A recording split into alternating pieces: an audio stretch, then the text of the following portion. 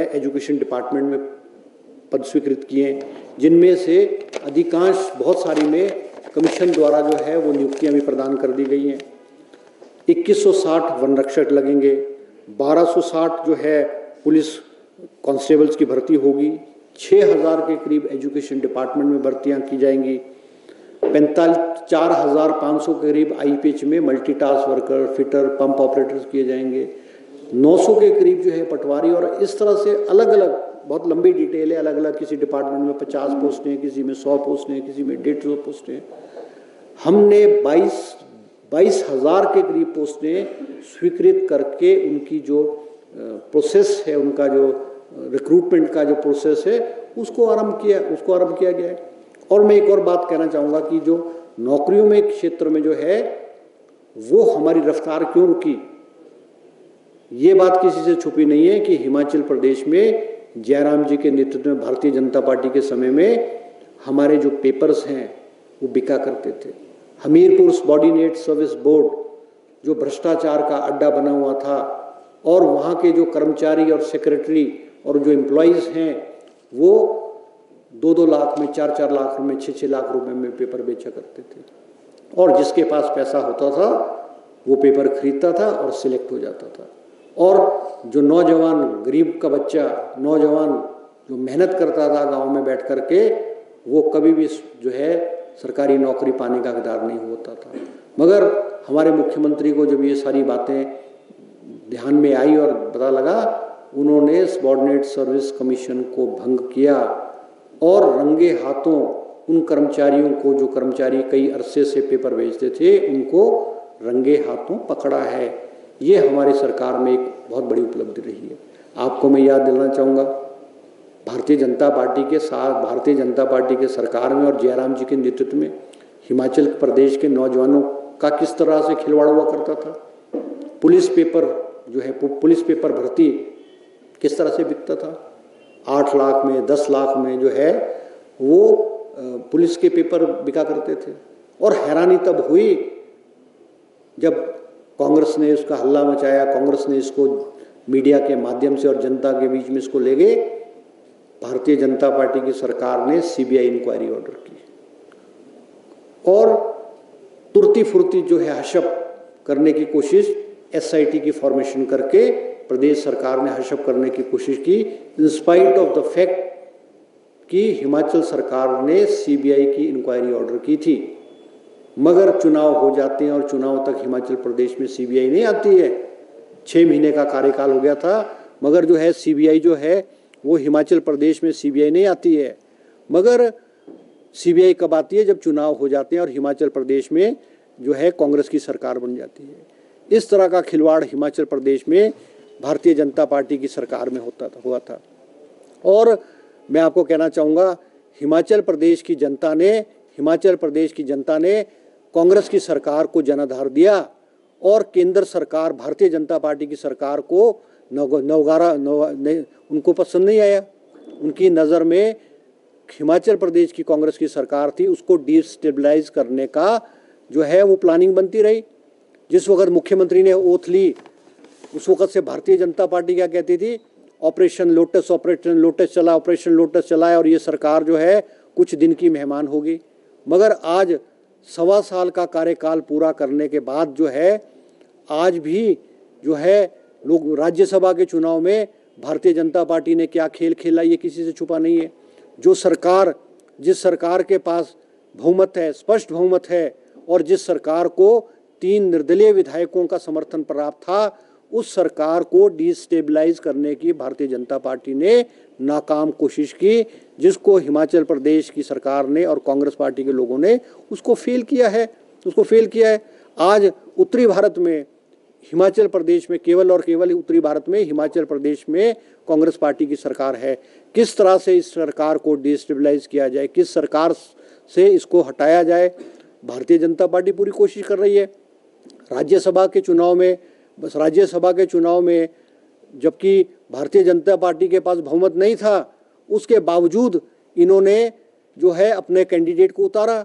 और हिमाचल प्रदेश की परंपरा रही है, चाहे कांग्रेस की सरकारें रही हैं, चाहे भारतीय जनता पार्टी की सरकारें रही हैं, यहाँ पे जिस सरकार का बहुमत होता था, दूसरी विपक्ष पार्टी जो है अपना कैंडिडेट नहीं उतारती थी, मगर इनकी मंशा थी, इनकी प्लानिंग थी, इनकी इंटेंशन थी कि किस तरह से दल बदल किया जाए, किस तरह से विधायकों के वोट को खरीदा जाए। और हिमाचल प्रदेश में अफसोस की बात है कि कांग्रेस पार्टी के 6 विधायकों द्वारा जो है भारतीय जनता पार्टी के उम्मीदवार को वोट दिया गया है। और क्यों दिया गया है, क्यों दिया गया, उनकी क्या मंशा थी, उनकी क्या नीयत थी, उन्होंने उनकी क्या सट्टी गट्टी या उनकी क्या आपस में क्या प्लानिंग हुई होगी, ये किसी से छिपा हुआ नहीं है, किसी से छिपा हुआ नहीं है। आज हमारी कांग्रेस की सरकार के पास स्पष्ट बहुमत है। आज जयराम जी हिमाचल प्रदेश के अलग अलग क्षेत्रों में और भारतीय जनता पार्टी के नेता हिमाचल प्रदेश के अलग अलग क्षेत्रों में जाकर के कह रहे हैं कि ये सरकार ने तो अपना बहुमत खो दिया है। मैं इनसे पूछना चाहता हूं कि आज 62 विधायकों के 62 इस सदन की संख्या जो है वो 62 है, 62 में 34 विधायक कांग्रेस के पास हैं। और अगर इस सदन की संख्या 68 भी मान ली जाए तो भी 68 में से कांग्रेस पार्टी के पास तो स्पष्ट बहुमत और 34 का विधायकों का आंकड़ा है। भारतीय जनता पार्टी के पास आज बहुमत और जो ये अनस्टेबिलिटी की बात कर रहे हैं, ये केवल और केवल हिमाचल प्रदेश की जनता को गुमराह करने के लिए, हिमाचल प्रदेश की जनता को भ्रमित करने के लिए ये कर रहे हैं। कल मैं जयराम जी की इस प्रेस वार्ता में स्वागत है, आपका अभिनंदन है। जैसा कि आपको मालूम है कि हिमाचल प्रदेश में जो राजनीतिक घटनाक्रम है वो रोज़ बदलते जा रहे हैं और नई नई बातें और नए नए आरोप और नई नई चर्चाएं हमारे जो विपक्षी दल हैं उनकी तरफ से आ रहे हैं। आप सबको विदित है कि इस सरकार का कार्यकाल अभी 15 महीने का हुआ है और किसी भी सरकार का जो कार्यकाल होता है 15 महीने का कार्यकाल है, वो कोई लंबा चौड़ा कार्यकाल नहीं होता है। इसके बावजूद प्रेजेंट गवर्नमेंट की बहुत सारी उपलब्धियां हैं। आज हमारे जो विरोधी दल है वो आज सबसे पहले जब भी प्रेस कॉन्फ्रेंस करते हैं और ये पूछते हैं कि कांग्रेस की गारंटियों का क्या हुआ है। मैं आपके माध्यम से हिमाचल प्रदेश की समस्त जनता को बताना चाहूँगा कि हमने जो गारंटीज़ दी थी उस गारंटीज़ में अधिकांश गारंटियाँ हमने पूरी की है।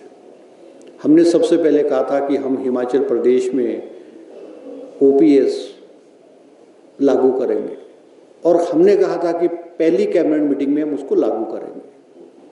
मुख्यमंत्री सुखविंदर सिंह सुक्खू जी के नेतृत्व में जब कैबिनेट की पहली मीटिंग हुई, हिमाचल प्रदेश के 1,35,000 कर्मचारियों को हमने ओपीएस दिया। और मुझे ये बताते हुए खुशी है कि हिमाचल प्रदेश के अधिकांश जो एम्प्लॉयज़ हैं उन्होंने इस प्रणाली को इसको एडॉप्ट किया है और इसको माना है और उनका जो सैलरीज में से कट रहा है वो ओपीएस के उसमें जा रहा है। पहला वादा हमने पूरा किया। दूसरा वादा हमने कहा कि हम हिमाचल प्रदेश की जो महिलाएं हैं उनको हम 1500 रुपये देंगे। इस प्रदेश की हालत जब हमारी सरकार बनी, प्रदेश की वित्तीय हालत किसी से छुपी नहीं थी। लगभग 75,000 करोड़ रुपए का लोन था और 11,000 करोड़ रुपए की सरकारी कर्मचारियों की जो देनदारियां थी, डीए है, एम्प्लॉयज़ का है, रिटायर्ड कर्मचारियों का है और पे कमीशन के जो एरियर्स है वो थे। उसके बावजूद भी, सरकार की वित्तीय हालत होने के बावजूद भी, मुख्यमंत्री ने सबसे पहले लाहौल स्पीति में जो महिलाओं को 1500 रुपये पेंशन की घोषणा की। उसके बाद पिछले साल शायद 15 अप्रैल को की और घोषणा करने के बाद स्पीति की महिलाओं को पेंशन मिलना आरंभ हो गई। पूरे लाहौल स्पीति ज़िले में उसको लागू किया गया और फेज्ड मैनर में मुख्यमंत्री जी ने और सरकार ने पेंशन को लागू करना शुरू किया। अभी पिछले महीने फरवरी में सरकार ने फैसला किया कि पूरे हिमाचल प्रदेश की सभी महिलाओं को पेंशन लागू की जाएगी और सभी के खाते में 1 अप्रैल 2024 से जो है वो 1500 रुपये की राशि आ जाएगी और वो प्रक्रिया आरंभ हो गई।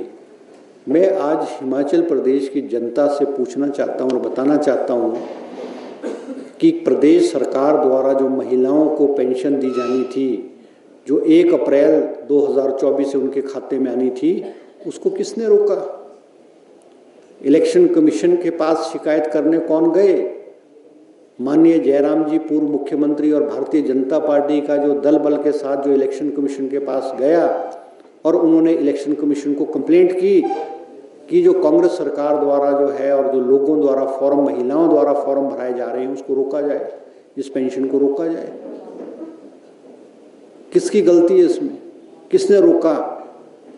ये पूरे हिमाचल प्रदेश की जनता जो है इस चीज़ को जानती है। हमने कहा कि हम हिमाचल प्रदेश में अच्छी शिक्षा प्रणाली लागू करेंगे। 68 के 68 विधानसभाओं में हमने Rajiv Gandhi day boarding school के नाम से स्कूल आरंभ किए। जहाँ पे जमीन चयनित हुई, जहाँ पे जमीन उपलब्ध थी, उन स्कूलों में बिल्डिंग के लिए 5-5 करोड़ रुपए प्रदेश सरकार ने सैंक्शन लग कर दिए और बहुत सारी जगह टेंडर हो गए। हमारे कांग्रेस की सरकार ने मुख्यमंत्री सुखविंदर सिंह सुक्खू के नेतृत्व में एजुकेशन सिस्टम को इम्प्रूव करने के लिए कड़े कदम उठाए गए। पहली क्लास से इंग्लिश जो सब्जेक्ट है, इंग्लिश नहीं पढ़ाया जाता था, तीसरी में इंग्लिश पढ़ाया जाता था। पहली क्लास से इंग्लिश सब्जेक्ट को इंट्रोड्यूस करके और सभी जो सब्जेक्ट्स हैं, चाहे वो इंग्लिश है, चाहे मैथ्स है, चाहे लैंग्वेज के हैं, उस सारे के सारे में इंग्लिश को इंट्रोड्यूस किया है। हमारी सरकार ने हेल्थ इंस्टीट्यूशंस कहा कि आदर्श चिकित्सालय बनेंगे। हर चुनाव क्षेत्र में एक मॉडल रूप में एक आदर्श चिकित्सालय बनेगा, हॉस्पिटल बनेगा, जहाँ पे सारी की सारी बेसिक फैसिलिटी उपलब्ध होगी।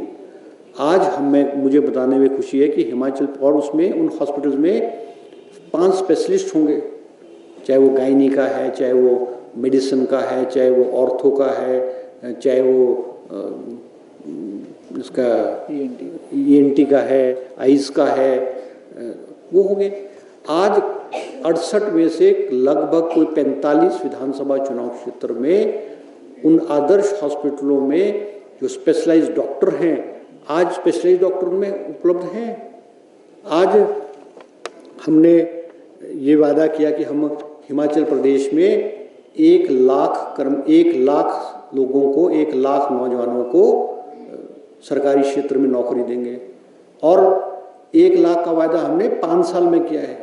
कहीं भी हमने जो भारतीय जनता पार्टी जो कहती है कि हमने 1 लाख कर्मचारियों को जो है 1 साल में देंगे, क्योंकि हिमाचल प्रदेश में कर्मचारियों की जो संख्या है वो कोई 2.25 लाख के करीब है और किसी भी सरकार के लिए संभव नहीं है कि वो हर साल सरकारी क्षेत्र में 1 लाख कर्मचारियों को भर्ती या नौकरी जो है उपलब्ध कराई जा सके। मगर in spite of all this fact, इसके बावजूद भी हमारी प्रदेश सरकार ने जो है वो हिमाचल प्रदेश में लगभग 22,000 पद अलग अलग विभागों में स्वीकृत कराए हैं, ताकि हिमाचल प्रदेश का जो नौजवान है उसको जो है नौकरियां मिल सके। 6,000